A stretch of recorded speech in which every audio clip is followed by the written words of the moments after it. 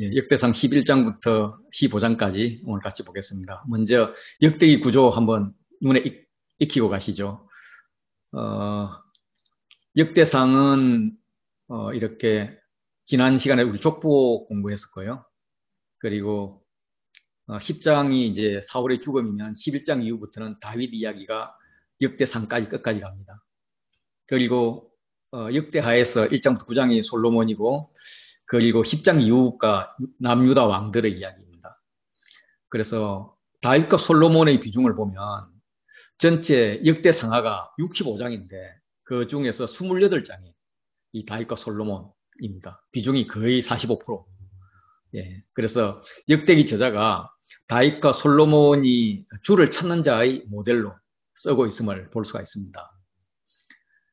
10장부터 29장까지의 구조를 보면 10장이 이제 사울이 죽고 다윗이 왕위를 계승하는 거라면 28장, 29장이 다윗이 이제 솔로몬으로 왕위 계승하는 이렇게 계승으로 끝이 나고요. 안으로 들어오면 다윗의 군대, 그리고 법궤를 예루살렘으로 이동하는 것이고, 다윗의 성전 건축 준비하는 것이고요. 그리고 이제 다윗의 언약과 임금 국가를 정복하는 것들, 이런 ABCD DCBA 구조로 되어 있습니다.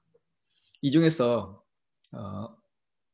11장부터 12장까지를 보시면 이게 이제 괄호 구조로 그러죠. A와 A-, 인클루지브 구조인데, 여기 여부서 정복에 대응되는 뭔가만 있으면 아주 완벽한 교차대구 구조가 되는데 없어요.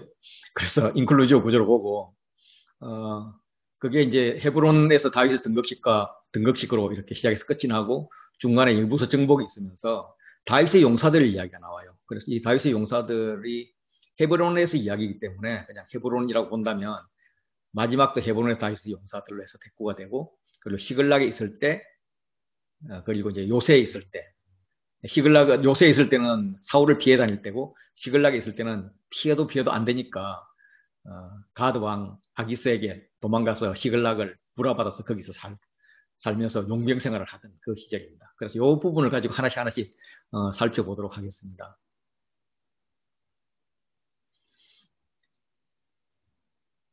그리고 이제 13장 이후로 가면 13, 14, 15가 A, 샌드위치 구조로 되어 있습니다. 그래서 13장은 여호와의 궤를 이동하는데 실패한 거고요. 15장은 여호와의 궤를 이동하는데 성공한 겁니다. 그리고 중간에 다윗이 어떤 복을 받았는가, 이제 궁전을 짓고 또 많은 자녀를 낳고, 그리고 이제 전쟁에서 이기는 이런 복을 받은 게 가운데 나옵니다. 송병현 교수님 같은 경우는 이걸 이런 구조로 보더라고요. 그래서 A, B까지는 갔고요. A-가 16장 3절까지 해서 두 번째 여호와의 궤를 이동하는 데 성공한 것으로 보고, 16장 4절부터 43절까지가 다윗의 찬양이니까 다윗의 찬양을 별도로 떼어서 B로 잡고요. 17장이 이제 하나님과 다윗을 언약해서 이것을 결론으로 이렇게 보는데, 이 구조도 굉장히 괜찮은 것 같습니다. 어쨌든 역대기 말고 열왕기에서 요시야의 개혁 이후에 언약궤가 언급되지 않습니다. 그래서 우리는 이걸 근거로 해서 므낫세 시대나 아니면 바벨론 침공 당시에 언약궤가 사라졌다, 이렇게 생각을 하죠. 뭐 혹자는 또 예레미야가 숨겨놨다, 뭐 이렇게도 이야기하지만 어쨌든 그때 이후로 사라졌습니다. 그런데 이제 역대기 저자 입장에서는 포로 생활을 끝나고 귀환을 해서 성전도 건축하고 이렇게 새로운 이스라엘을 만들어야 되는데, 언약궤가 없다는 것은 이 제사 문화, 종교적인 이런 입장에서 굉장히 취약점이었을 것 같아요. 그렇지만 이제 언약궤를 옮기는 장면을 통해서 역사의 회복에 대한 그런 갈망을 기술하고 있다고 이렇게 봅니다. 11장으로 가면 11장부터는 이제 역대기하고 사무엘서가 이렇게 중복되어서 많이 나옵니다. 그래서 두 개를 비교하게만 해서 보면은 아주 재미가 있습니다. 일단 역대기 우리 10장에서 사울의 죽음을 받고, 그 사무엘의 죽음은 사무엘상 마지막 장입니다. 그리고 오늘 11장에 다윗의 등극식이 나오는데, 이 다윗의 등극식은 사무엘하 5장이랑 같아요. 뭐 똑같지는 않고 비슷해요. 내용은 같아요. 그렇다면 사무엘하 1장부터 4장까지가 비어 있습니다. 그래서 역대상 10장과 11장 사이에는 이런 시간들이 있었죠. 그래서 사무엘하에 의하면 헤브론에서 7년 6개월 동안 유다를 다스렸다 했는데 7년 6개월 다스린 이 과정이 이제 소롯이 빠져 있습니다. 그래서 사무엘하 1장은 이제 사울이 죽고 다윗이 그 소식을 듣고 이제 사울과 요나단을 위한 조가를 부르는 게 사무엘서 1장이고요. 그리고 이제 다윗이 유다 족속의 왕이 되고 이스라엘은 그때 군대 장관이었던 아브넬이 사울의 아들 이스보셋을 세워서 통치를 하기 시작합니다. 그런데 아브넬이 이스보셋과 이렇게 안 맞아 좀 틀어졌어요. 이제 그 여자 문제로 인해서. 그래서 이스보셋을 아브넬이 배신을 하고 다윗에게 가서 이스라엘을 바치겠다고 이렇게 약조를 했는데 나올 때 요압이 아브넬을 살해해 버립니다. 그래서 좀 무산이 되죠.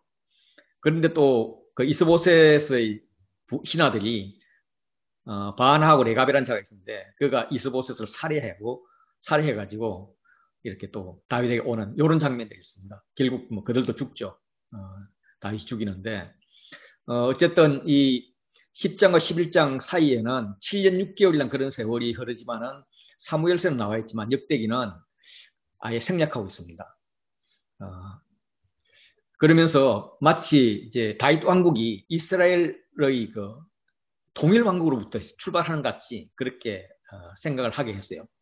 그 과정에서 지금 아브넬도 암살당했고 왕이었던 이스보셋도 암살당했고 그러니까 이스라엘의 입장에서는 힘도 없고 또 중재자도 없고 그렇다고 또 한쪽에서는 그 블레셋이 언제든지 전쟁할 태세이고 그러니까 누군가 지도자를 찾아야 됩니다. 그래서 다윗에게 무조건 항복하는 것이 상책이었죠. 그래서 이스라엘 대표들이 헤브론으로 가서 다윗에게 백성으로 받아줄 것을 요청하는 것이 이제 11장의 시작입니다.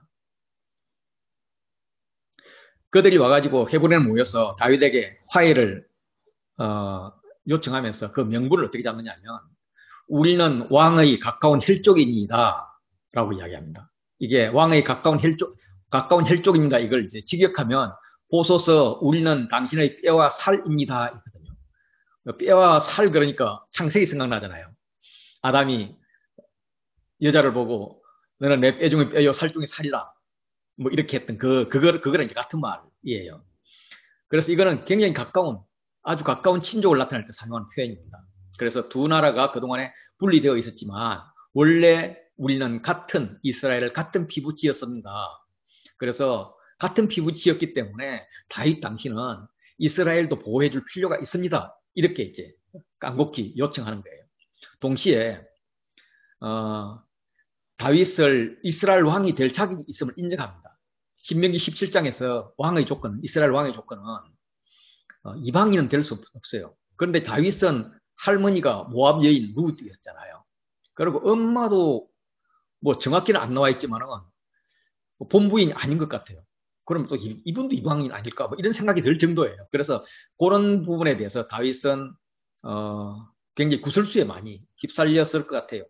뭐 정치판이라 그런다면 사울이 뭐 가만히 두지 않았겠죠. 별의별 이야기를 다 했겠죠.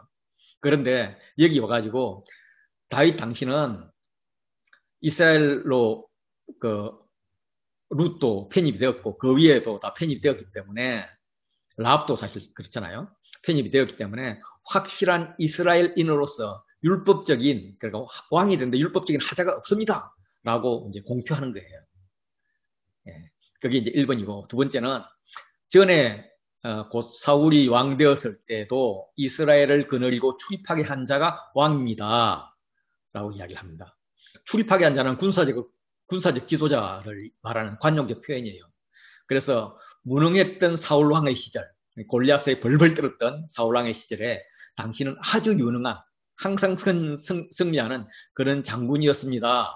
이렇게 이제 이야기를 하면서 그때 우리가 생각하기는 언젠가 다윗 당신이 왕이 될 것이라는 기대가 있었는데 이제 그 왕의 자리로 와 주십시오 하는 요청입니다.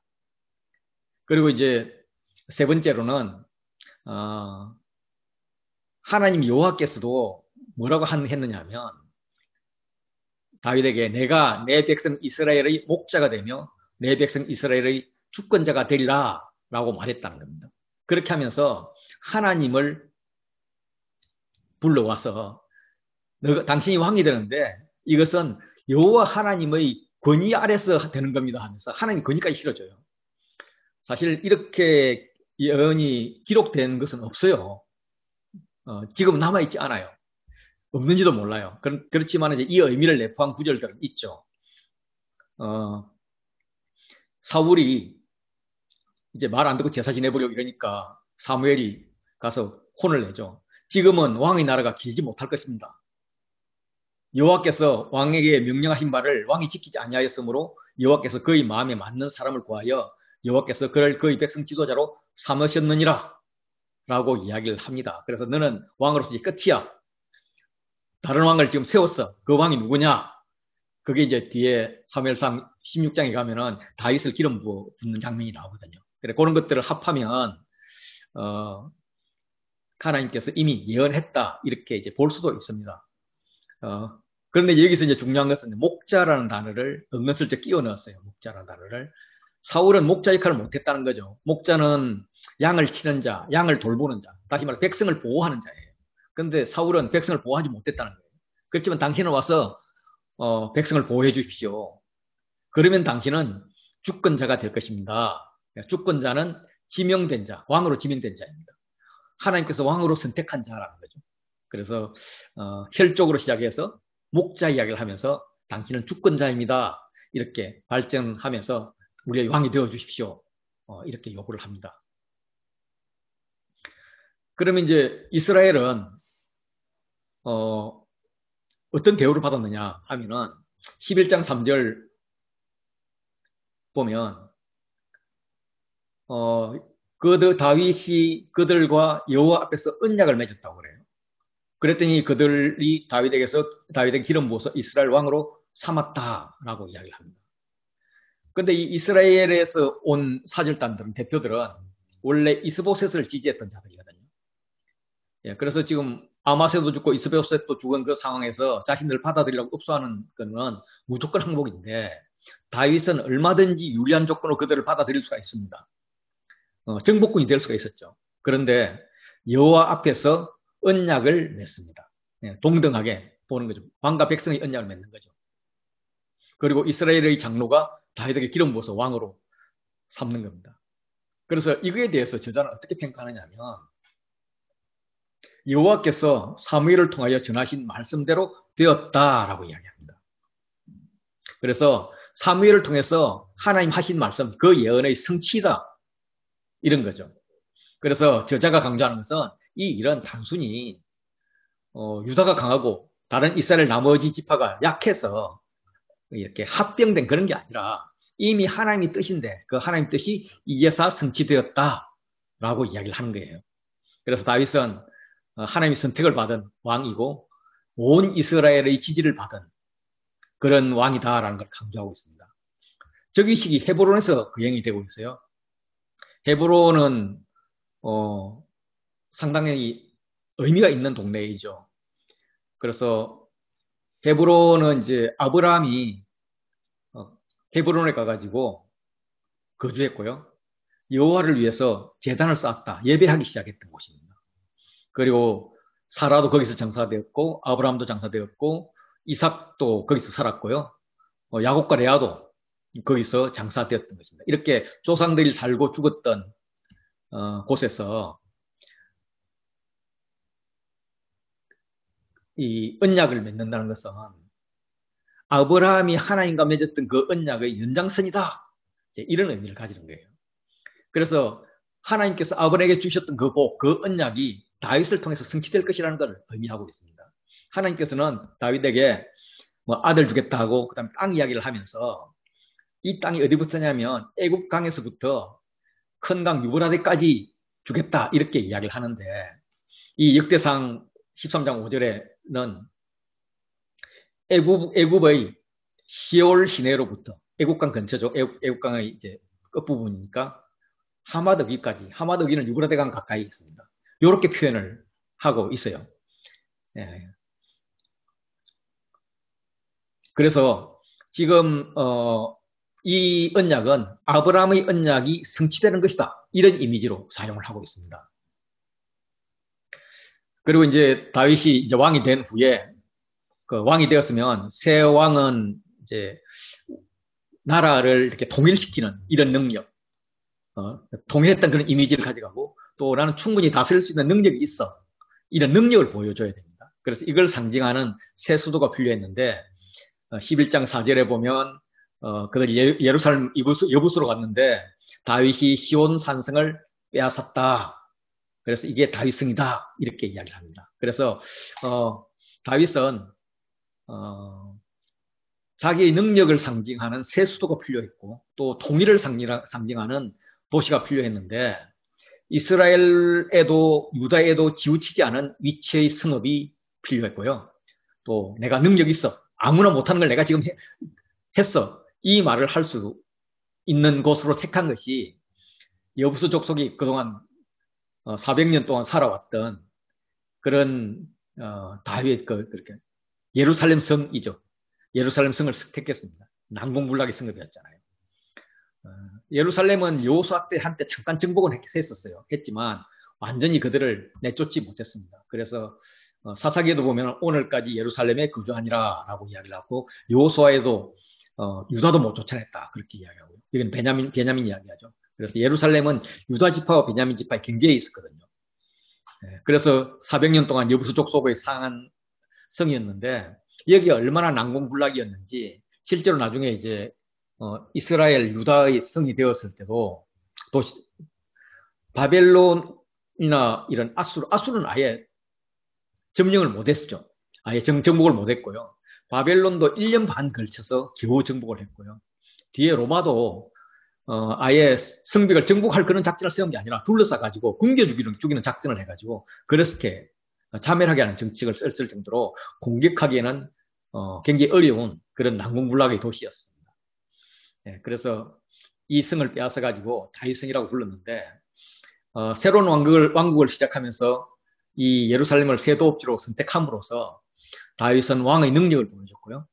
또 헤브론에서 벗어남으로 인해서 나는 유대 지파만의 왕이 아니다. 이런 걸 선언하기도 했고요.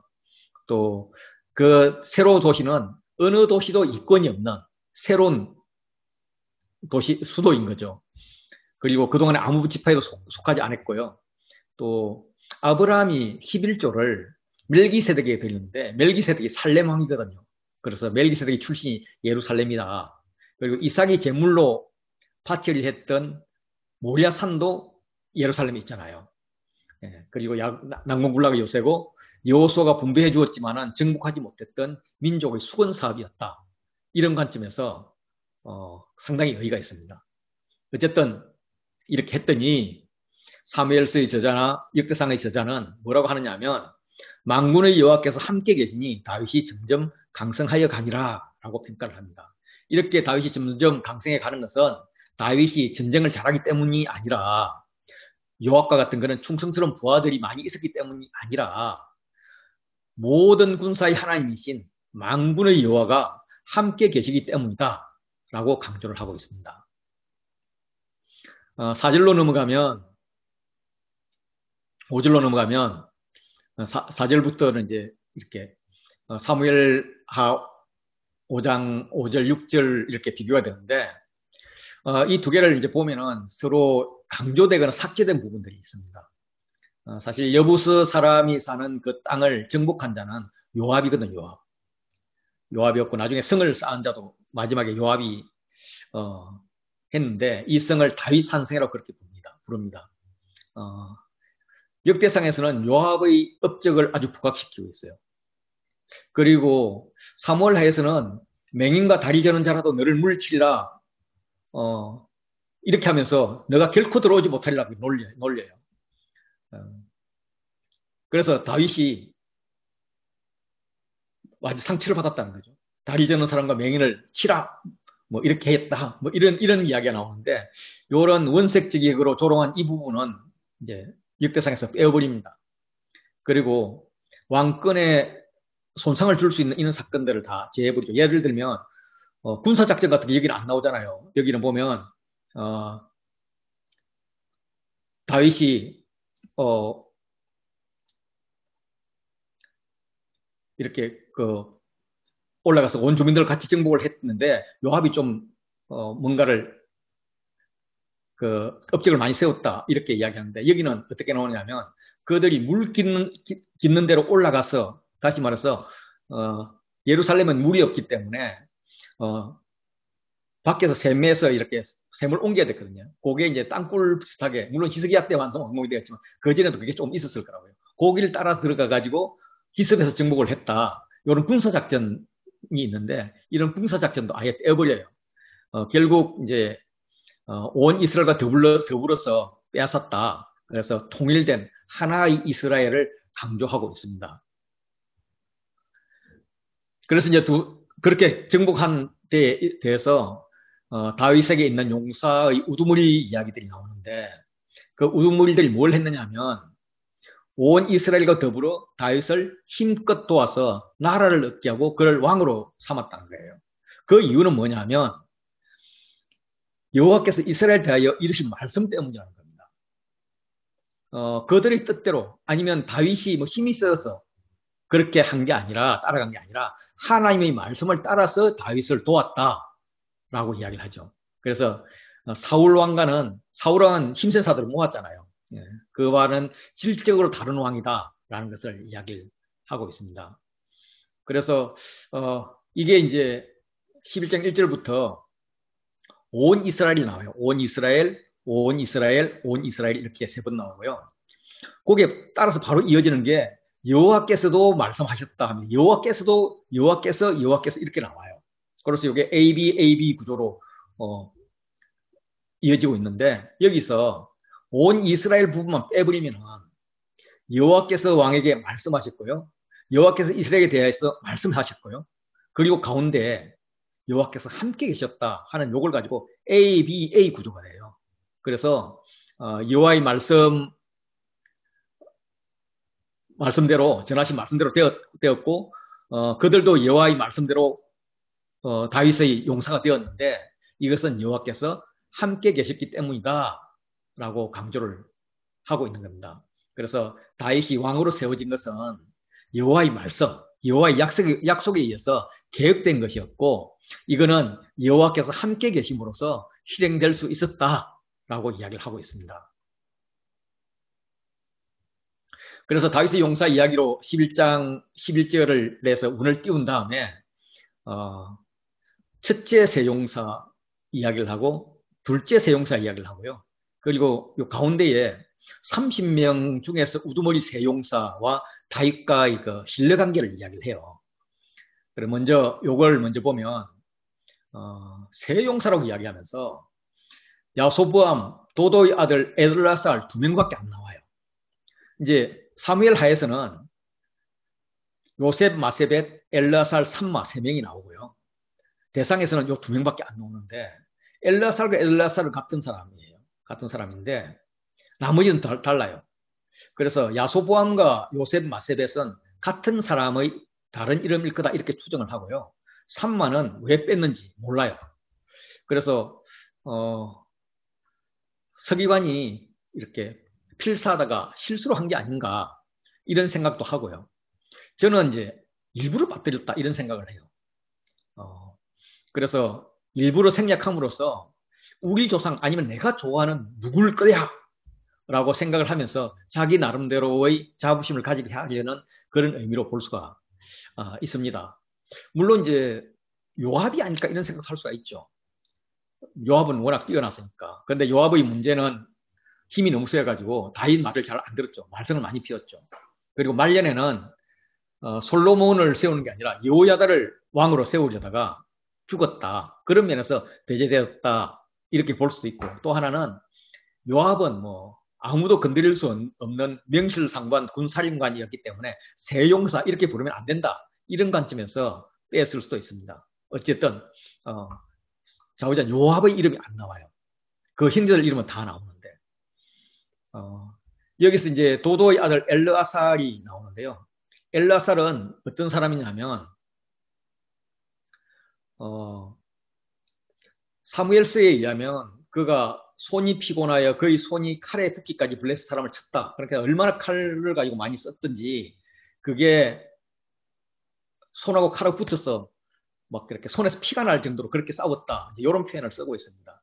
이런 표현을 쓰고 있는 것을 역대기에서는 비스담밈이라는 지명에 넣어놓고 있어요. 이 비스담밈은 피로 물든 손바닥이라는 의미예요. 혹은 피로 물든 영토 이런 의미인데 그만큼 이제 손에 피가 나도록 칼을 휘둘러서 블레셋 사람을 이긴 그런 자이고 결국 그렇게 한 것은 뭐냐면 여호와께서 큰 구원으로 구원하신 거다. 네, 이렇게 강조를 하고 있습니다. 결국은 이 용사들을 세운 것도 여호와의 구원이다라고 이야기를 합니다. 두 번째 세 용사 이야기는 우리가 잘 아는 이야기입니다.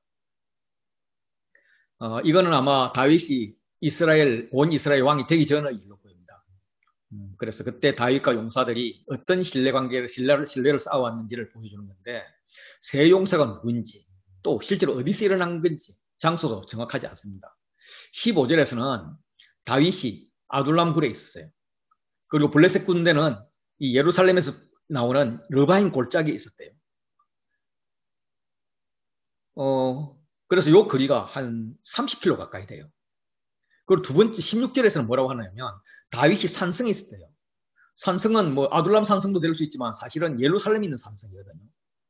그 산성에 있고 블레셋 진영은 베들레헴에 있었대요. 그 진영이 바뀌어요.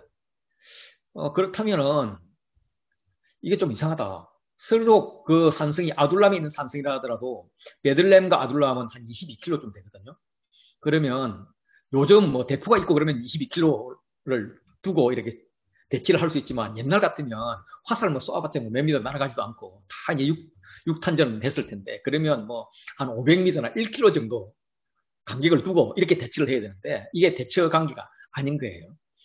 그래서 요 이야기는 아마도 이제 원독자들, 이 글을 읽는 사람들에게는 잘 알려진 전쟁 이야기. 우리 같으면 뭐 이순신 장군의 전쟁 이야기, 이 정도로 알려지는 전쟁 이야기 중에서 중요한 부분을 이렇게 두 개만 선별하고 하고 나머지는 다 생략한 게 아닌가. 그래서 우리가 읽을 때는 앞뒤가 안 맞지만은 그들이 읽을 때는 문제가 없지 않았나. 이렇게 보입니다.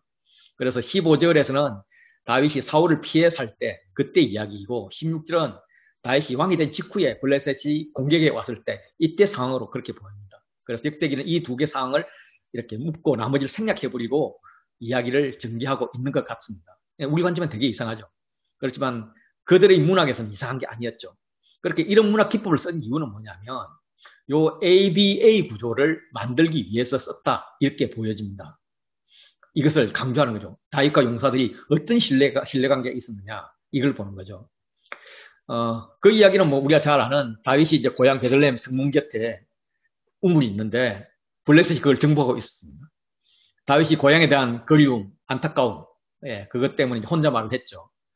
베들레헴 성문 곁 우물물. 야, 저 물 내가 어릴 때 마시고 자랐는데 어쩌다가 내 고향 우물물도 마시지 못하는 그런 신세가 되었나? 뭐 이랬겠죠.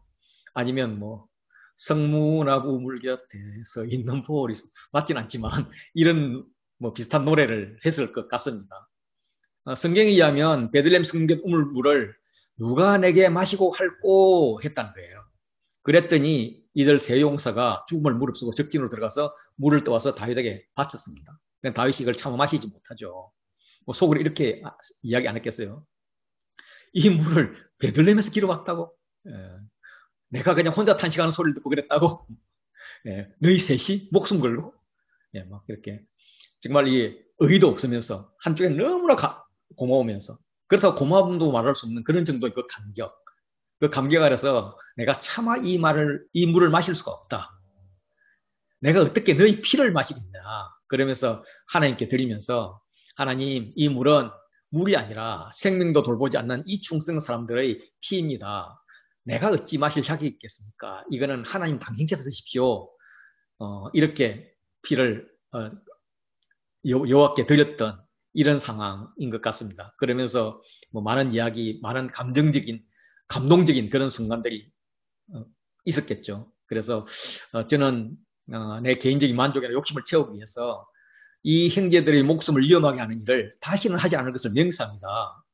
뭐 이런 것, 또 용사들 축복하는 것, 뭐 이렇게 하면서 서로가 뭐 같이 울고 이렇게 뭐 하지 않았을까 이렇게 싶습니다.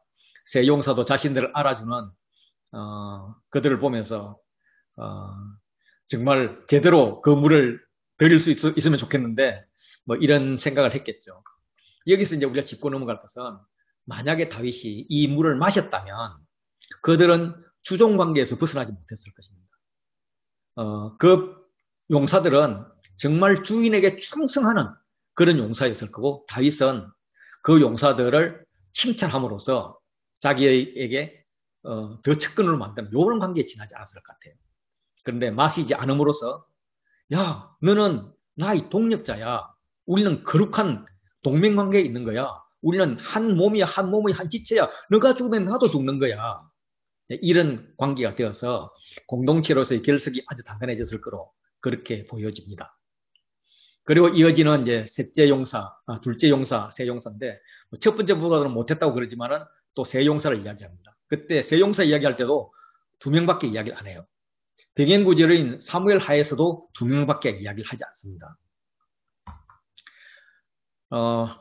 이 중에서 이제 아비새는 요압의 아우고요. 그리고 이제 브나야는 함정에 빠진 사자와 대결해서 죽였다고 그렇게 이야기합니다. 그러니까 눈이 오는 날에 그들이 사자가 나타나자 사자를 사냥했을 겁니다.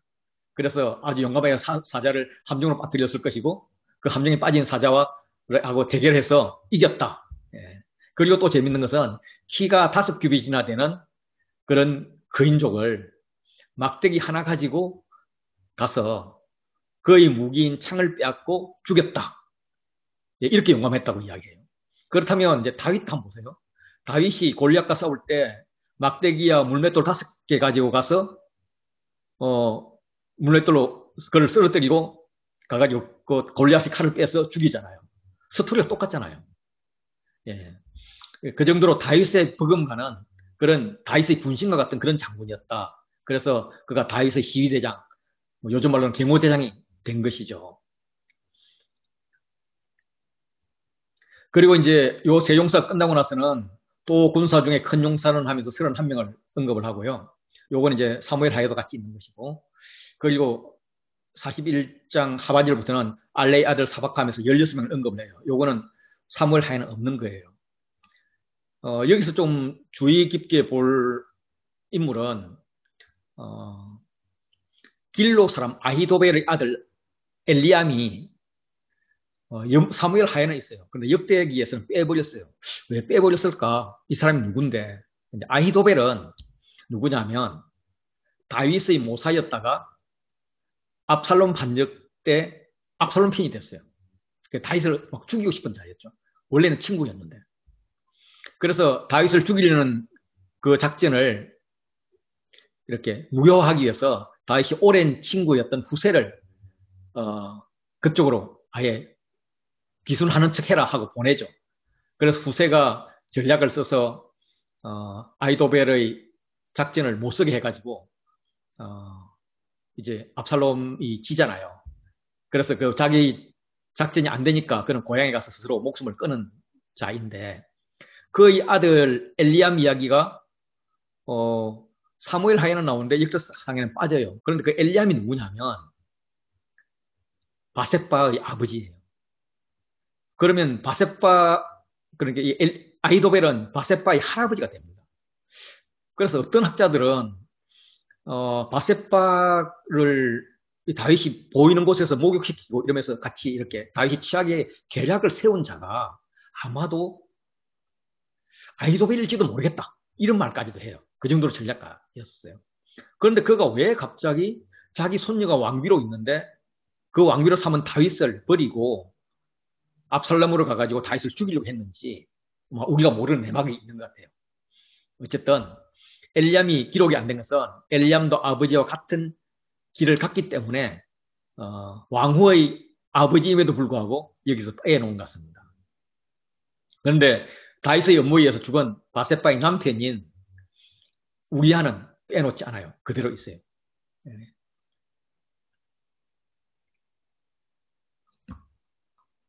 이렇게 이제 되고 12장으로 넘어가면 12장에서는 이제 다윗이를 찾아온 용사들 이야기가 이제 이어지는데 아까가 이제 그 요걸 먼저 볼까요? 헤브론에서 다윗의 용사들이 이렇게 대꾸를 이룬 요 부분을 우리가 같이 봤다면 지금부터는 시글락 시절, 요새 시절 이런 걸 하나씩 볼 거예요. 그래서 시글락 시절을 먼저 한번 보겠습니다.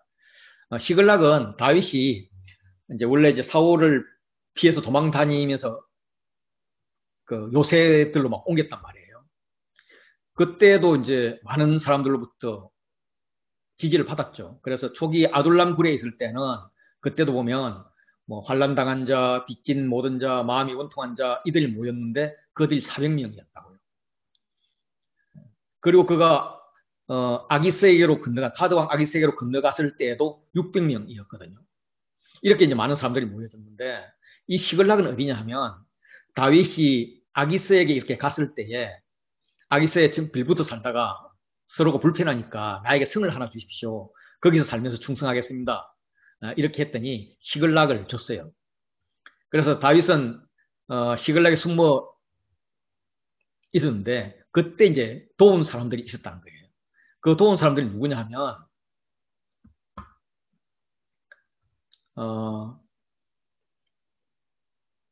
베냐민 지파라는 거예요. 베냐민 지파. 제일 먼저 나오는 게 베냐민 지파예요. 그 베냐민 지파 그러면 베냐민 지파지 뭐 이럴까봐 그게 누구냐 하면 사울이 동족이야 이렇게 이야기를 하는 거죠. 사실 이제 그들은 이렇게 지파별로 이렇게 유대 관계가 강했기 때문에 베냐민 지파라면은 막 친척 관계가 막 얽혀 있을 거라고요. 그런데 그런 친척 관계를 뿌리치고 다윗을 지지하기는 쉽지가 않았을 것입니다. 그럼에도 불구하고 많은 사람이 다윗을 지지했다라고 이야기를 합니다. 아마 사울의 군대에서 이탈해서 다윗에게로 온 자들이 아닌가 싶습니다. 그들은 베냐민 지파는 원래 왼손잡이로 유명하죠. 그런데 여기서는 왼손잡이라는 말을 쓰지 않고 좌우 손을 놀려 양손잡이라고 그렇게 이야기를 합니다. 왼손잡이에 대한 부정적인 생각을 하지 않게도 하고요. 왼손 오른손을 모두로 훈련된 그런 사람들이다. 그런 자들이 다윗에게로 왔는데 그가 시글락에 있을 때 누가 제일 먼저 왔냐? 그것은 사울의 동족인 베냐민 지파가 제일 먼저 왔다. 그 대장도 나의 친구란 이름을 가진 자이죠. 그리고 이제 요새 시절에는 이제 갓 지파가 왔는데, 갓 지파 사람이 이제 이렇게 용사고 싸움을 잘했고 뭐 이런 이야기를 해요. 그리고 나오는 게 정월에 요단강 물이 모든 언덕에 넘칠 때에 이 무리가 강물을 건너서 골짜기에 있는 모든 자에게 동서로 도망하게 하였다 하면서 그 용명성을 이야기하는데 갓은 이제 므낫세 갓 그리고 큰형이 누구죠? 큰형 갓 므낫세 반지파 르우벤 갓 므낫세 반지파가 요단 동편에 살았잖아요.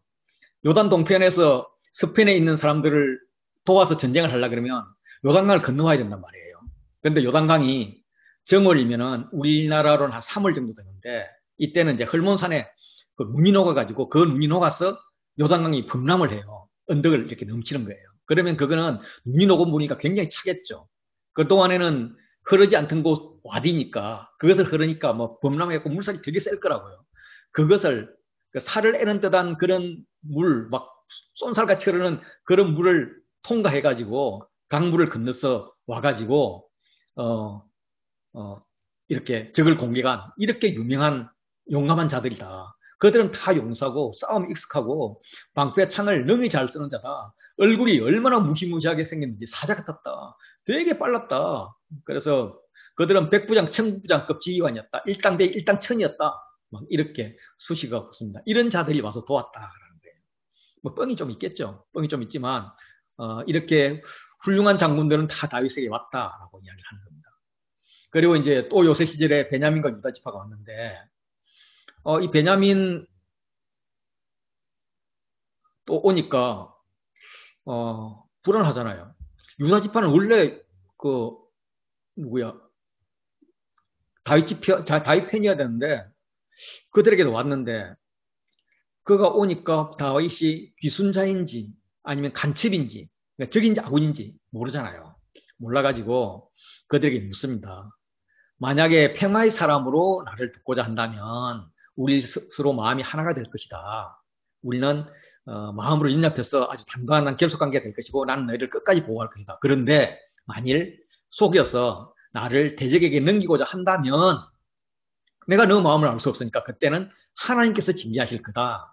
하나님께서 책망하실 거다. 이렇게 이야기를 합니다. 그랬더니 그때 이제 아마새가 성령이 아마새를 감쌌다고 그렇게 이야기해요. 그래서 아마새가 누구인지는 정확히는 몰라요. 이제 사무엘서에 나오는 사람으로 보면 압살롬이 반역을 일으켰을 때 그때 이제 군 지휘관이 아마새였었어요. 그래서 이제 아마새 군이 졌잖아요. 지고 나니까 다윗이 그를 받아들여요. 받아들여서 대장군으로 세웠는데 요압이 죽여버리죠. 그래서 그 사람의 동일한 인물인지 다른 사람인지 확실하지는 않습니다. 확실하지 않는데 그가 성령을 받아서 성령이 아마새를 감싸니까 우리가 당신에게 속하겠고 우리가 당신과 함께 있기를 원합니다. 라고 이야기하면서 평안을 3번 이야기를 합니다. 그래서 왜 이렇게 내가 당신에게 함께 있느냐 하면은 이거는 당신 하나님이 당신을 도우심이기 때문입니다. 라고 이야기합니다. 그래서 다윗을 돕는 자들은 평안의 하나님이 도우심으로 왔다. 이렇게 이야기를 하는 겁니다. 그래서 이 아마새의 고백을 통해서 다윗을 돕는 자를 하나님께서 도우실 것이다. 이렇게 강조를 하고 있는 것입니다. 시글락에 있을 때 다시 이야기합니다. 그 시글락에 있을 때에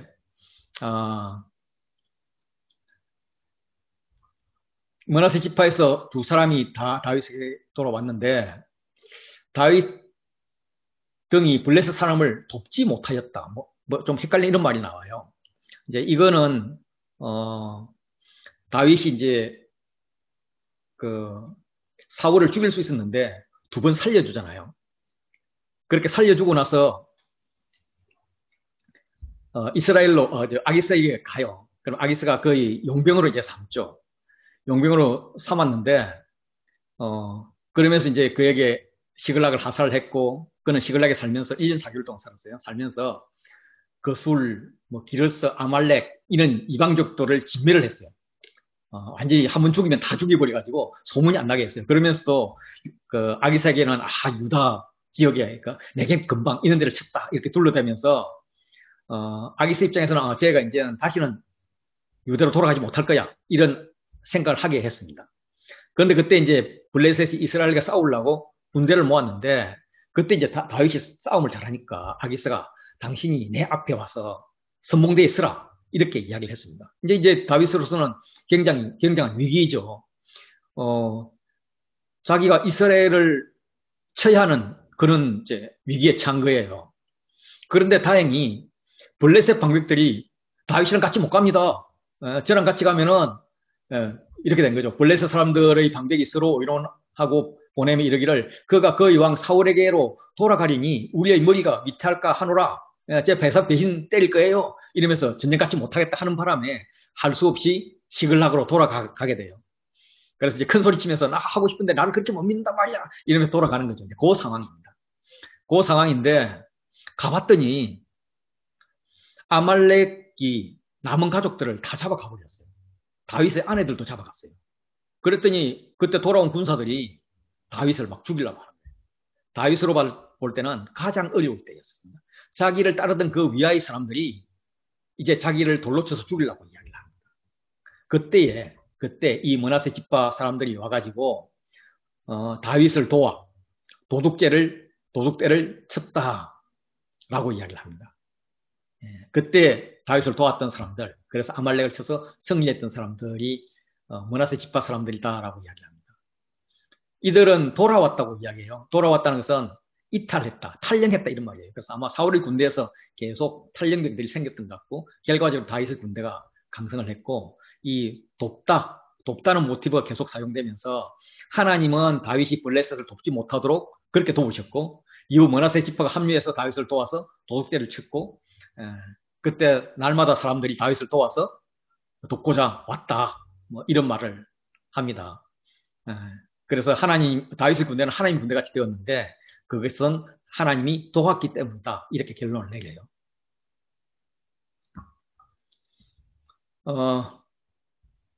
그리고 이제 마지막으로 헤브론에서 다윗 용사들 이야기를 합니다.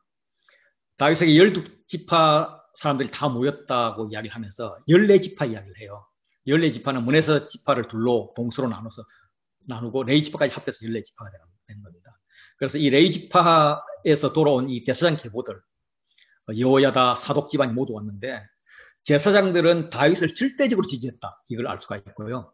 이 사람들에게 붙은 수식어를 쭉 한번 적어보면 거기도 굉장히 은혜가 됩니다. 어쨌든 이 사람들을 다 합하면 34만 명이 돼요.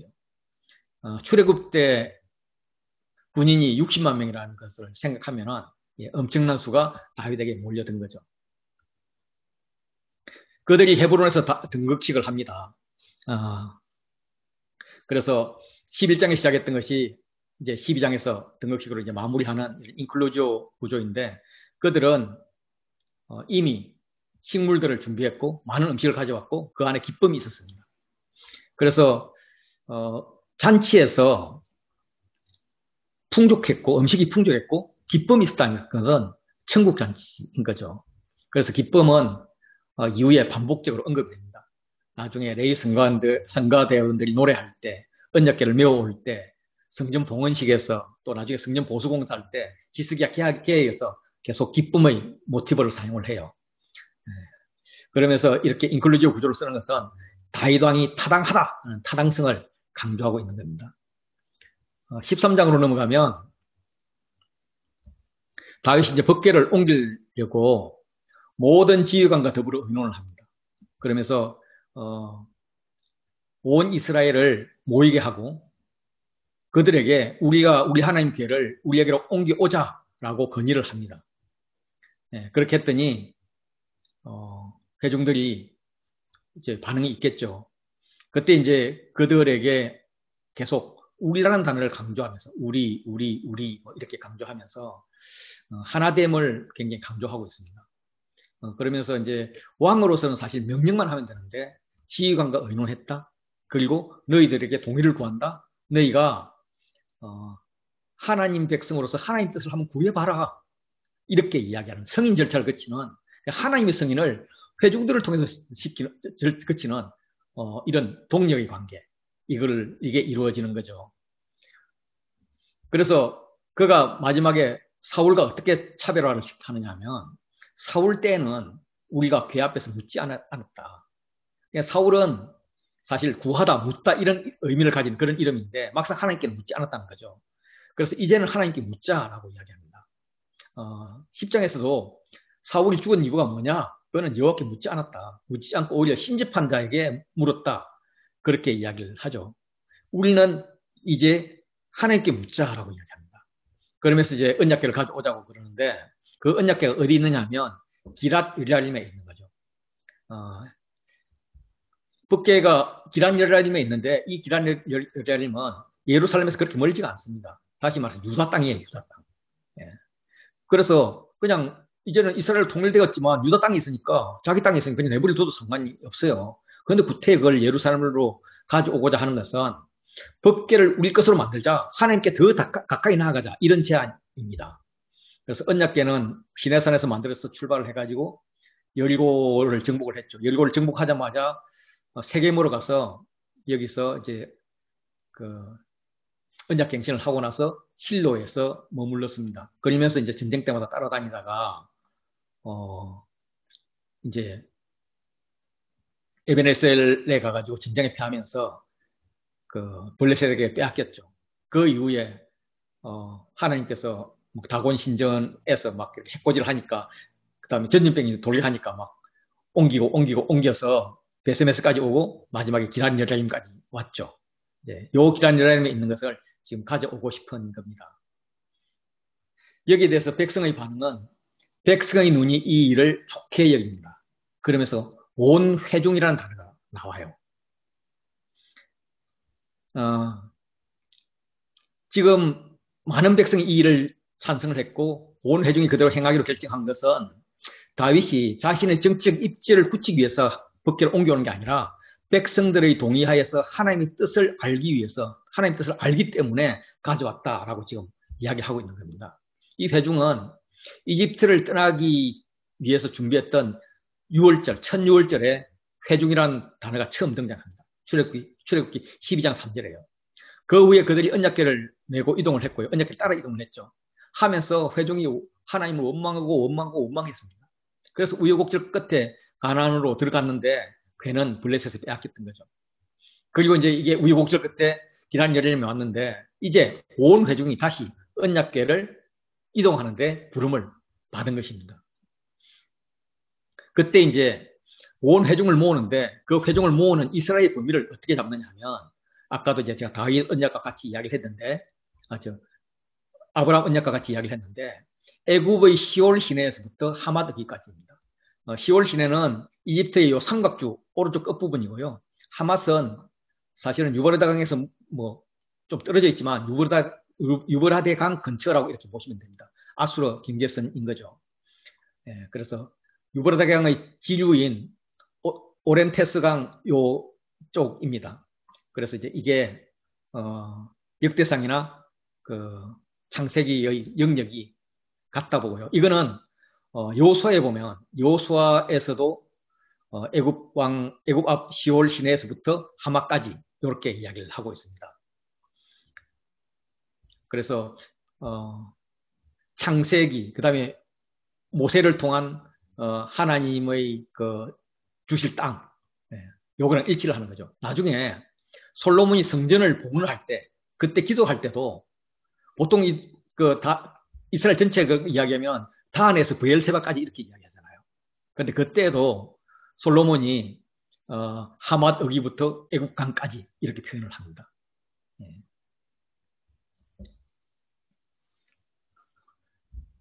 법궤가 이제 여호와께서 두 그룹 사이에 계시기 때문에 여호와의 궤로 이렇게 이름이 불려지는데 하나님의 궤를 그들이 메어오고자 합니다. 그런데 이제 하나님의 궤를 옮김에 있어서 좀 과시하려는 무리수가 보입니다. 운반을 위해서 메어오겠다 해놓고 새수리를 만듭니다.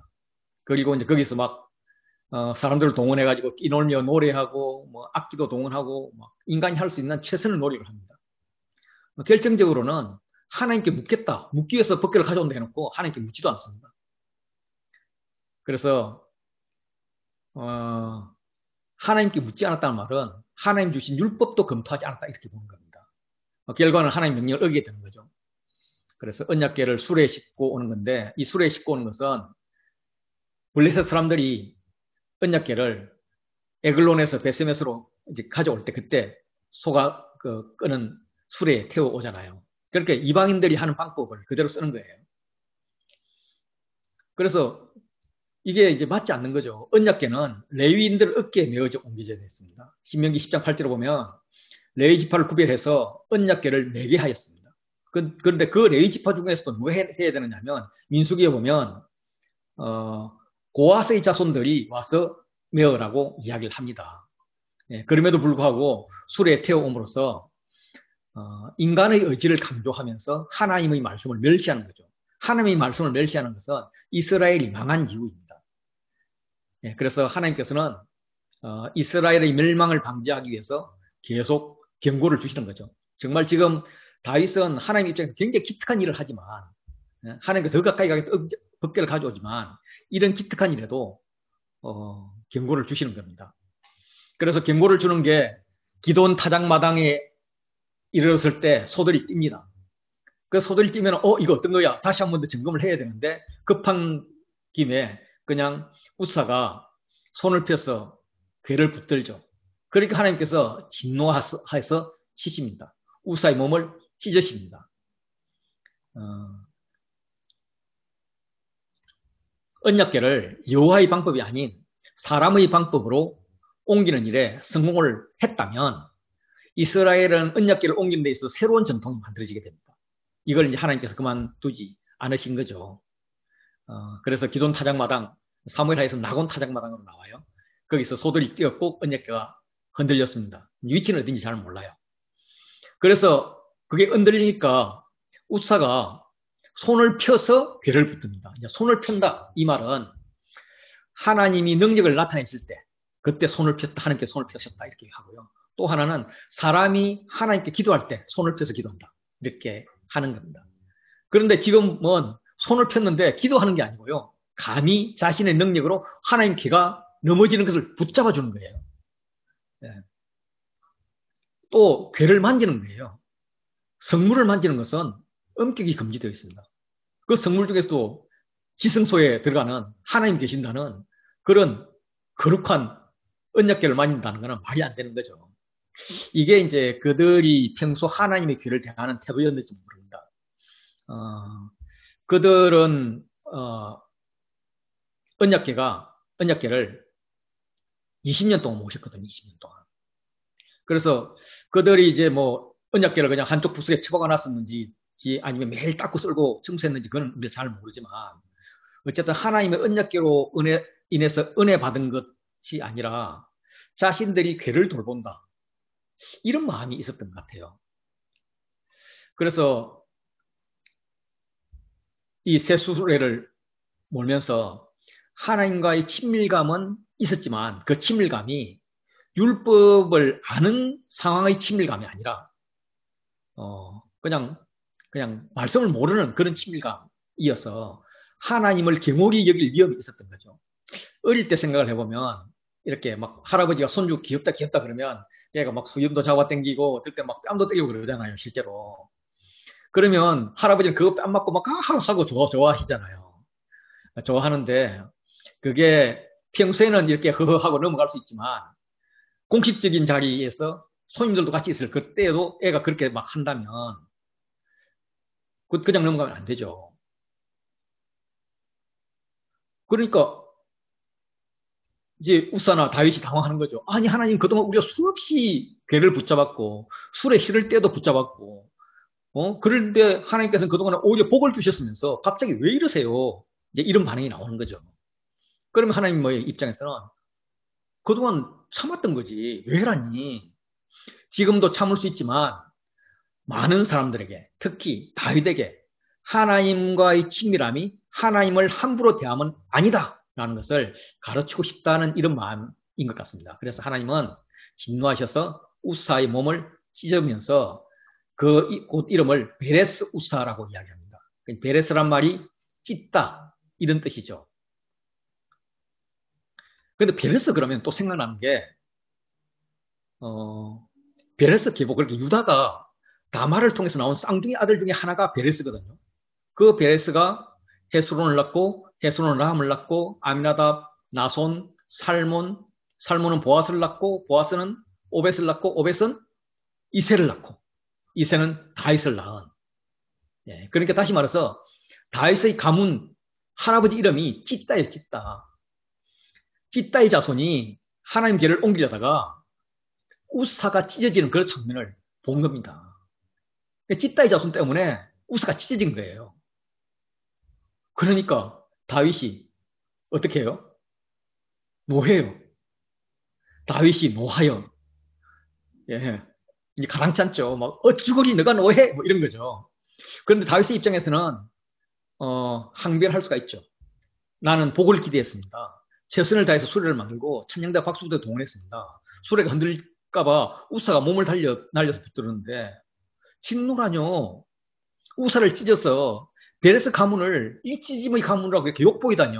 뭐 이렇게 했을 겁니다. 그런데 이 일로 그는 하나님을 두려워했다라고 이야기를 합니다. 그날에 다윗이 다시 생각해 보니까 두려운 하나님인 거죠. 두렵다기보다는 경외했다는 이야기가 더 맞을 것 같아요. 그래서 새로운 관점으로 하나님을 보게 되었다는 겁니다. 그래서 아직은 아냐. 그래서 자기 성으로 메어드리지 못하고 오벳 에돔의 집으로 메어갔습니다. 예, 이번에는 정신을 차리는지 어깨에 메고 가요. 오벳 에돔은 가드 사람입니다. 가드에서 3개월 동안 보유하고 있었는데 아마 처음에는 공포였을 겁니다. 그런데 거기 있는데 오벳 에돔의 집과 거의 모든 소유에 복을 내렸다라고 이야기합니다.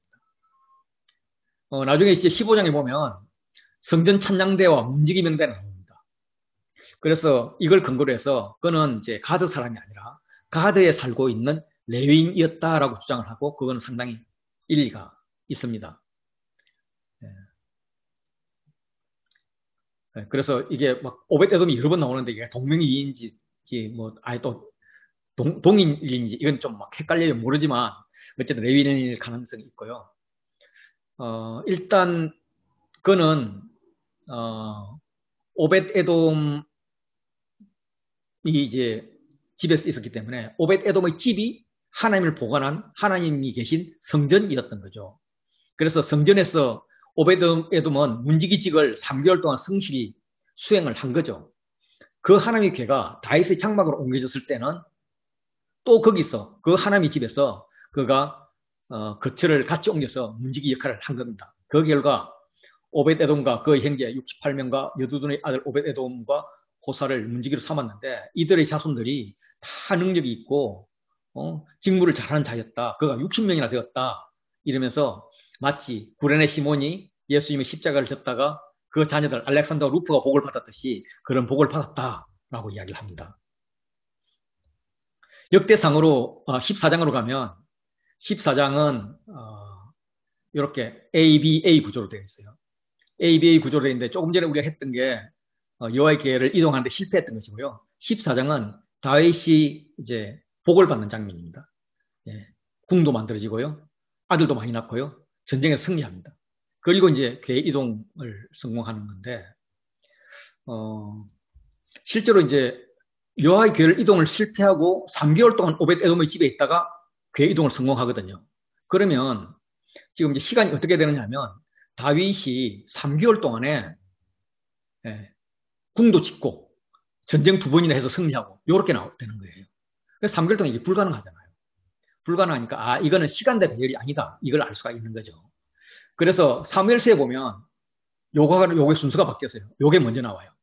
다윗이 받은 복들이 쭉 나오고 궁, 아들, 승리 이런 게 나오고 그 이후에 이제 나라가 안정되니까 하나님 궤를 이동하려고 했는데 너무 사람 힘으로 하려다가 실패를 하고 다시 성공했다.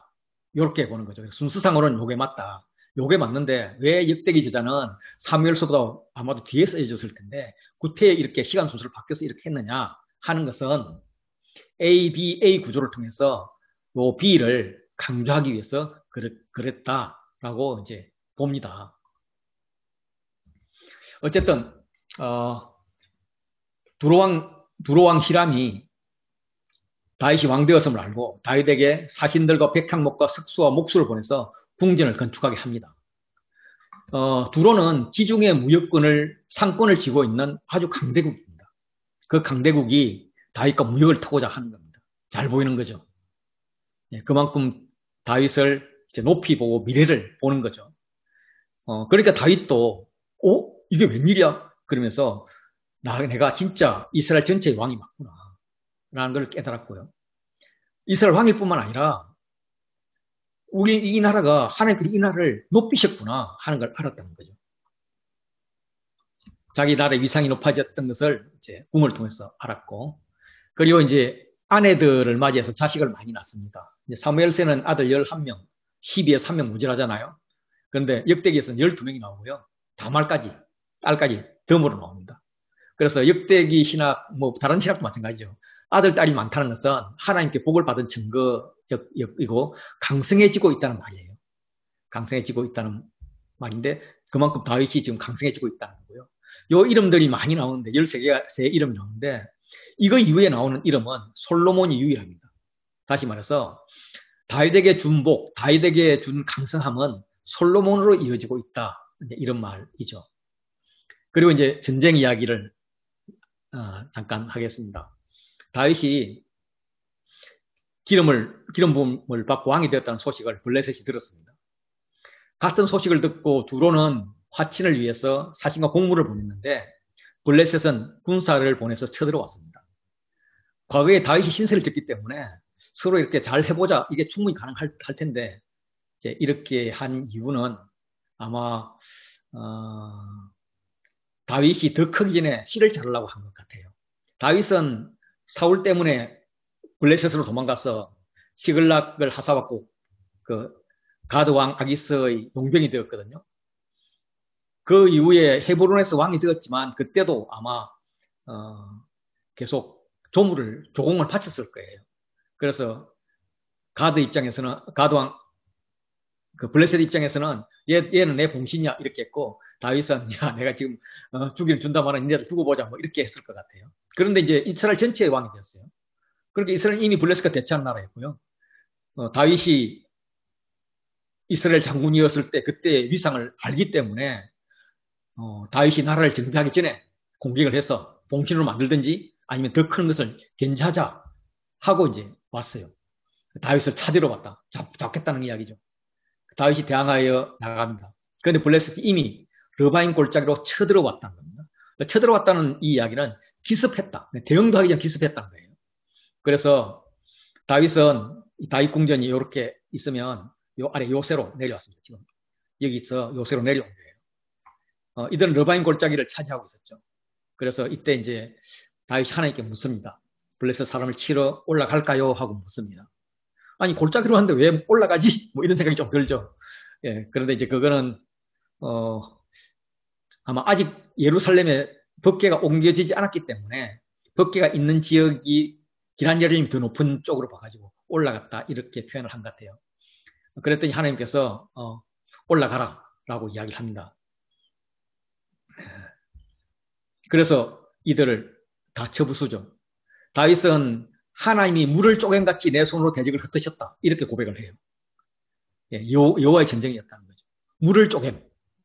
예, 물을 쪼갠다는 것은 당시 홍해를 건널 때 그 물을 쪼갰던 그런 것 생각나잖아요. 확실한 여호와의 전쟁이죠. 이 우사를 죽이는 장면에서는 이렇게 찢다 이렇게 나오는 찢었다 이런 단어가 나오는데 이거랑 이제 비슷한 단어가 이제 이렇게 지금 사용이 되고 있습니다. 쪼갰다, 찢다 뭐 같은 단어잖아요. 같은 느낌이고 어쨌든 이제 홍해에서 애국 군사들을 수장시킨 것처럼 바알브라심에서 브레 사람의 우상들을 불태워버립니다. 그래서 바알브라심은 브라심, 베레스 비슷하잖아요. 그래서 이건 베레스 우사 이제 이거랑 같이 본다면 베레스하고 바알하고 같은 이제 두 개를 합한 건데 베레스는 찢어졌다 이런 말이고 바알은 주인이라는 뜻이죠. 이제 그 우상 이전에 주인이라는 뜻이죠. 그래서 바알브라심은 찢어진 뭐의 주인 혹은 산산이 부서져 버린 주인 또 바알을 부숴버린 곳 이렇게 바알브라심의 의미를 가지는 그런 대승리를 거둡니다. 그랬더니 이제 이번에는 그들이 골짜기에서 다시 쳐들어오죠. 자기들 대재정비해서 이제 쳐들어옵니다. 쳐들어오니까 하나님께 물었더니 이번에는 야 정면 공격하지 말고 그들이 쳐들어 올라오면은 뒤로 돌아가서 후방에서 공격해라. 이렇게 해서 후방에서 공격을 하는데 뽕나무 꼭대기에서 걸음 걷는 소리가 들리거든 곧 나가서 싸우라라고 이야기합니다. 뽕나무 꼭대기에서 걸음 걷는 소리는 뭐 물리적으로 뽕나무 잎들이 이렇게 서로 부닥쳐서 바스락거리는 그런 소리겠죠. 근데 영적으로는 하나님의 군대가 움직이는 소리입니다. 그래서 뽕나무 잎들 소리가 안 하면 하나님의 군대가 공격을 시작했기 때문에 공격하기 위해서 움직이기 시작했기 때문에 그 뒤따라가면 된다. 그러니까 하나님의 군대 공격하고 너희는 뒤만 따라가면 돼.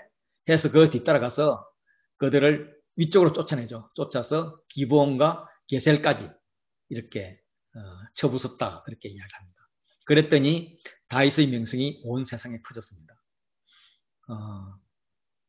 13장 마지막에는 하나님께서 찢어짐으로 인해 가지고 다윗이 두려워했는데 지금 14장은 하나님이 부숴버려 가지고 모든 민족들이 두려워합니다. 여기까지가 이제 14장이고요. 이제 15장으로 들어가겠습니다. 역대기는 언약궤가 오벳 에돔 집에 머물렀던 시점으로 돌아갑니다. 그래서 15장은 언약궤 이동을 위한 준비가 1절부터 15절까지고요. 그리고 16절부터 24절은 레위인 찬양대 명단, 그리고 25절 이하는 언약궤 이동 장면 세 단계로 구성되어 있는데, 제일 먼저 해볼 수 있는 질문은 다윗이 여호와의 언약궤를 옮기기 위해서 준비한 게 뭐냐 했을 때, 아까 말씀하셨던 15장 1절에 궁전 세우고 하나님 궤 둘 곳 마련하고 장막 치고, 그 외에도 이제 하나님의 궤를 매일 레위 사람을 택하고 온 무리를 예루살렘에 모으고, 특별히 아론 자손과 레위 사람들을 모았다 이겁니다.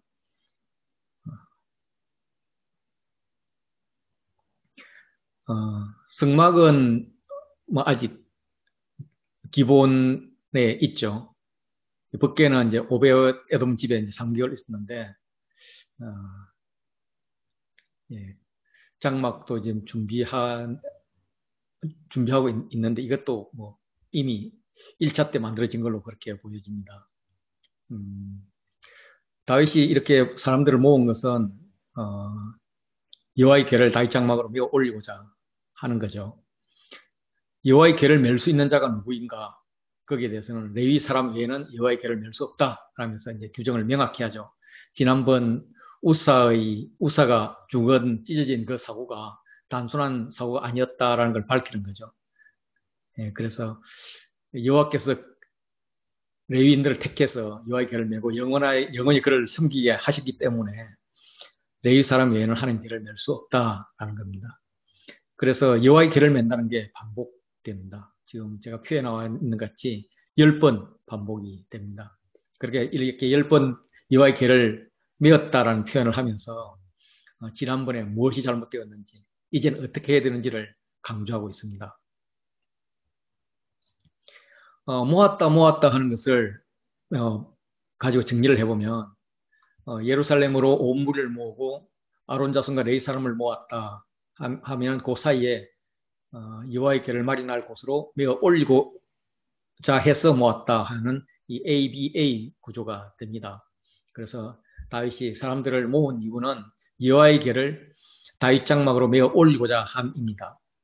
그 모은 자들 중에서 이제 분류 기준이 이제 아론 자손과 레위 사람이 기본이고, 그 아래에 이제 뭐 우리엘가 120명, 뭐 아사야와 220명 이런 식으로 이제 구분을 하는데, 보통 이제 이렇게 아론과 제사장 레위 사람들을 구분할 때는 그앗 자손, 머라리 자손, 게르솜 자손 요 세 가지만 가지고 구분을 합니다. 레위의 아들들이 이 세 명이니까요. 세 명인데 여기다가 세 명을 더했습니다. 엘리사반, 헤브론, 우시엘. 그래서 왜 이렇게 세 명을 더했을까? 이 세 명은 누구일까? 이런 걸 보면 일단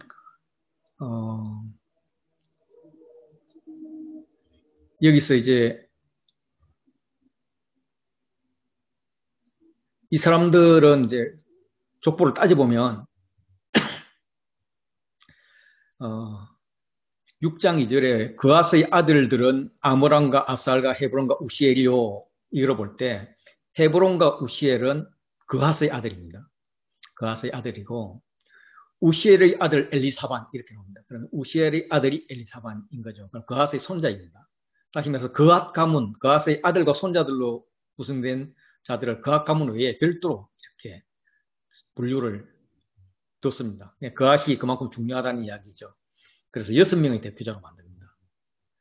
그래서 이 민수기 전통에 따라서 언약궤는, 법궤는 레위인들이 그앗 자손이 매는 거야, 혹은 고핫이라고도 하죠. 고핫 자손이 매는 거야 하는 역할을 강조하는 거고요. 6은 아마 인간으로 살 수 있는 최선의 수, 이걸 표현한 게 아닌가 싶습니다. 사무엘 하에는 이렇게 레위인들을 부르는 장면이 없어요. 대신 그들이 6걸음을 걷고 제사를 지냈다 표현하면서 6이라는 단어를 사용을 해요. 그래서 이 6을 인간의 노력으로 할 수 있는 최선의 수, 인간은 할 수 있는 준비를 다 했습니다 라는 것 같아요. 인원들은 다 더해보면 862명입니다. 굉장히 많은 규모의 레위인들이 이렇게 장막 봉사자로, 성막 봉사자로 동원이 되고 있습니다. 다윗이 부른 레위인 대표 6명 외에 제사장 대표로 사독과 아비아다를 부르고 있습니다. 사독은 아론 후손이죠. 아론 후손이라고 이제 역대상 6장에 보면 아론으로부터 아므람으로 이어지면서 이렇게 쭉 나와서 사독까지 이어집니다. 아비아달은 다윗이 사울을 피해서 도망갈 때에 이제 그때 떡과 칼을 주었던 자가 이제 아비멜렉인데 그 아비멜렉의 아들입니다. 사울이 이 사실을 이제 알고 도액을 시켜서 아비아달과 같이 하는 제사장들을 다 죽입니다. 그때 죽일 때 아비아달이 에봇을 가지고 다윗에게로 도망을 왔습니다. 그래서 이들에게 이 두 제사장과 6 레위인의 지도자들에게 한 명령은 몸을 성결하게 해라. 그리고 여호와의 궤를 하나님 여호와의 궤를 메어 올리라라는 것이었습니다. 그리고 거기에 덧붙여서 지난번 여호와의 궤를 옮기다 실패한 이유를 15장 13절에 이야기를 합니다. 전에는 매지 아니하였으므로 찢었다. 예. 그래서 우리 하나님 여호와께서 우리를 찢으셨으니 이거는 우리가 규례대로 그에게 구하지 아니하였기 때문이다라고 이야기합니다. 여기 대해서 레위인들의 반응은 몸을 성결하게 하고 여호와의 궤를 얻게 맵니다. 그러다 보니까 이제 몸을 성결하고 여호와의 궤를 메고 몸을 성결하고 여호와의 궤를 메는 이 사이에 B, 전에는 매지 아니하였으므로 찢으셨다 하는 ABA 구조가 형성이 됩니다. 그래서 전에는 규례를 지키지 않았지만 이번에는 모세가 명령한 여호와의 말씀을 따릅시다 하는 것을 지금 강조하고 있죠. 그래서 15장 5절에 결론을 내리기를 모세가 여호와의 말씀을 따라 명령한 대로 라는 말을 넣습니다. 15장 17절로 가면은 많은 인원들이 나오죠. 그래서 언약궤를 명령한 다음에 노래하는 자들을 세워라. 그리고 그들이 여러 가지 악기를 울려서 즐거운 소리를 내라 라고 명령을 합니다. 그러면서 세워진 자들을 보면 15장 7절, 17절, 18절에 굉장히 많은 인원들이 나옵니다. 저는 이제 이 인원들에 대해서 그냥 번호를 붙여봤어요. 이것들이 어떻게 설명되는지. 그래서 첫 번째 지도자들이 헤만과 아삽과 에단 이 세 사람이 이제 서열이 높은 지도자 같고요. 두 번째 서열 지도자로 스가랴부터 여이엘까지 이렇게 세워집니다. 예, 재미있는 것은 문지기 오벳 에돔과 여이엘이 세워지죠. 그리고 이제 그 이후에 15장부터는 노래하는 자 중에서 아까 나왔던 첫째로 세워졌던 헤만과 아삭과 에다는 놋재금을 크게 치는 자요. 심벌제 같은 걸 치는 거죠. 그래서 찬양대장 3명은 심벌제를 가지고 지휘를 하는 것 같아요. 그리고 15장 20절에는 이름들이 쭉 나오면서 그들은 비파를 타서 알라모스에 맞추는 자요라고 합니다. 알라모스는 젊은 여성을 의미하는 알마의 복수입니다. 그러니까 이제 처녀가 잉태하여 아들을 낳을 거다 할 때 그 처녀가 이제 알마인데 이거 복수이니까 젊은 여자들이 되는 거죠. 그럼 요즘으로 치면은 여성 소프라노 같은 그런 고음이 아닐까 이렇게 추측하고 있습니다. 그리고 재미있게 아까 5번 이 벤이 어디 가버리는지 빠졌어요. 그래서 그걸 봐서는 뭐 필살 때 빠진 게 아닌가 이런 생각이 들고요. 그리고 15장 21절에는 또 마따디아로부터 쭉 사람 이름이 나오면서 수금을 타서 8째 음에 맞추어 인도하는 자라고 합니다. 8째 음이 뭔지 정확히 알 수 없지만은 아마 알라모스에 대응되는 그런 음이라면 이게 고음이라면 소프라노라면 요거는 뭐 베이스 이런 낮은 음이 아닐까 이렇게 생각합니다. 그리고 나서 이제 앞에 언급되지 않는 지도자들이 나와요. A 사람 지도자는 그냐냐인데 노래에 익숙하다. 또 23절 보면은 베레가 엘가나 그는 궤 앞에서 문을 지키는 자다. 이런 식으로 이름들이 쭉 나와요.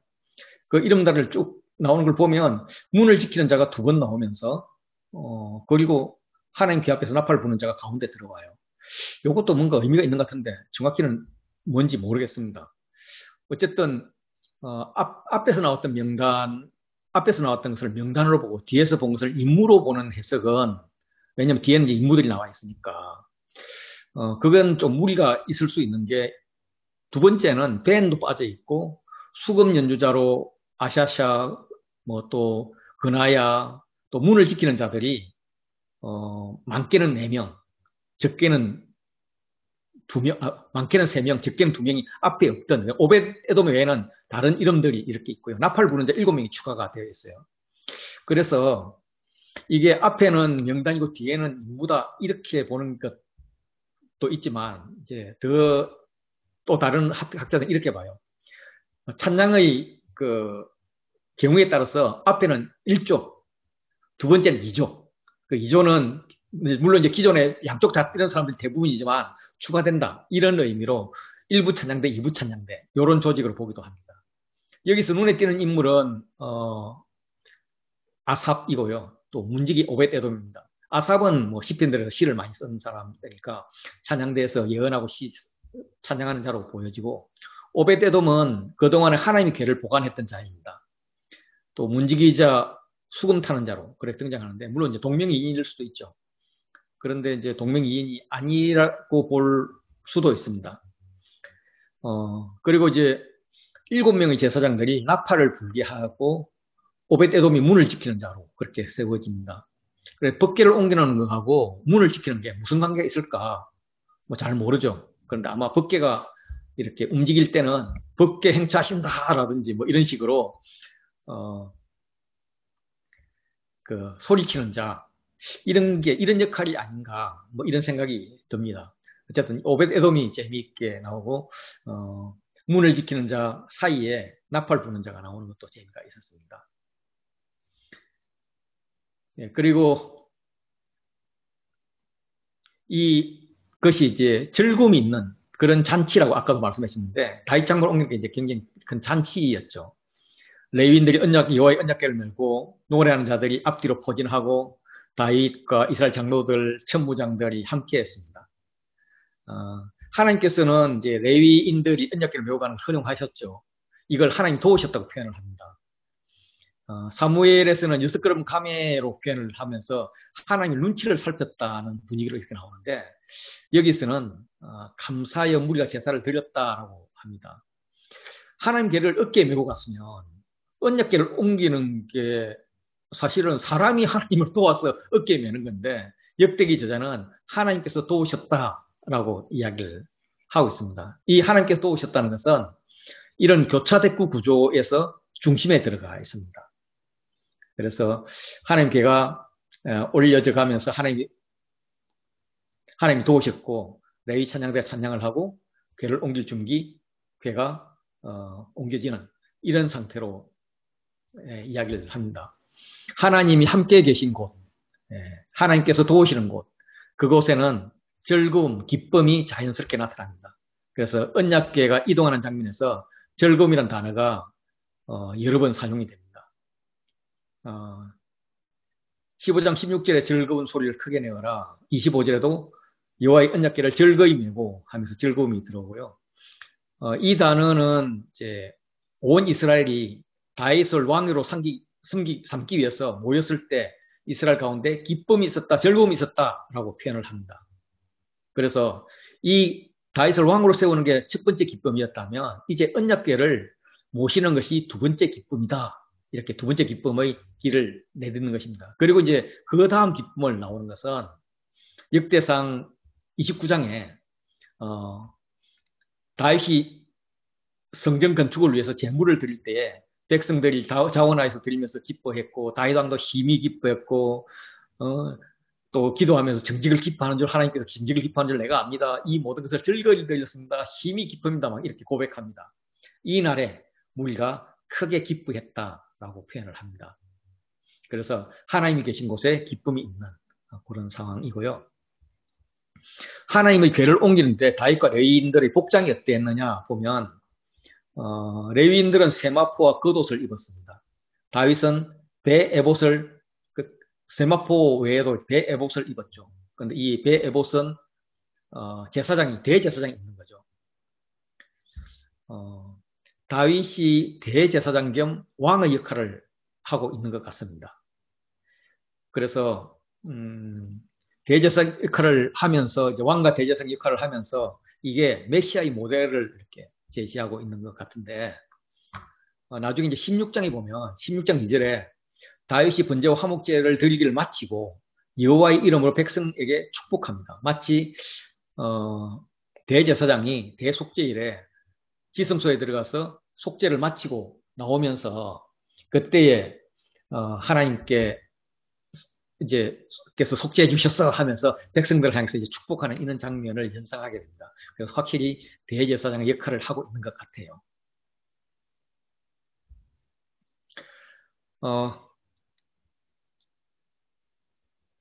법궤를 옮길 때 이스라엘의 무리들의 행동은 크게 부르며 소리치는 거죠. 찬양하는 거죠. 뿔나팔과 나팔을 불며 재금을 치며 빛과 수금을 힘있게 타며 여호와의 언약궤를 메어 올립니다. 노래하며 뭐 온갖 악기를 다 동원하는 그런 이제 기쁨의 잔치였죠. 다윗도 마찬가지였습니다. 그런데 이제 이와 대조적으로 다윗의 딸인 다윗의 아내인 미갈은 다윗의 아내라고도 나오지 않고 사울의 딸로 나옵니다. 그는 창으로 내다보다가 다윗 왕이 춤추며 뛰노는 것을 보고 마음에 업신을 여겼다라고 이야기합니다. 사무엘서는 상당히 길게 이야기를 해요. 상당히 길게 이야기를 하는데 미갈은 여기 역대기에서는 다윗과 미갈의 대면 장면을 한 절로 이렇게 요약을 합니다. 미갈을 다윗의 아내로 칭하지 않고 사울의 딸로 호칭함으로써 사울의 시대와 다윗의 시대가 이렇게 달라졌다라는 것을 강조하고 있습니다. 대조하고 있습니다. 그래서 사울의 딸은 보면 법궤 이동에는 관심이 없습니다. 나와보지도 않고요. 뭐 여자라서 안 나왔는지 모르지만 방에 있다가 창으로 내다보기만 합니다. 반면에 다윗은 어린아이같이 춤추며 뛰놀죠. 그래서 미갈은 남편이자 왕으로서 제사장적인 임무를 부여받은 다윗을 굉장히 무시하고 민족의 축제 사건을 아주 우습게 여기는 영적으로 무감각한 그런 사람입니다. 법궤가 뭔데 그렇게 오버하나 이런 식의 무관심과 비하가 들어있습니다.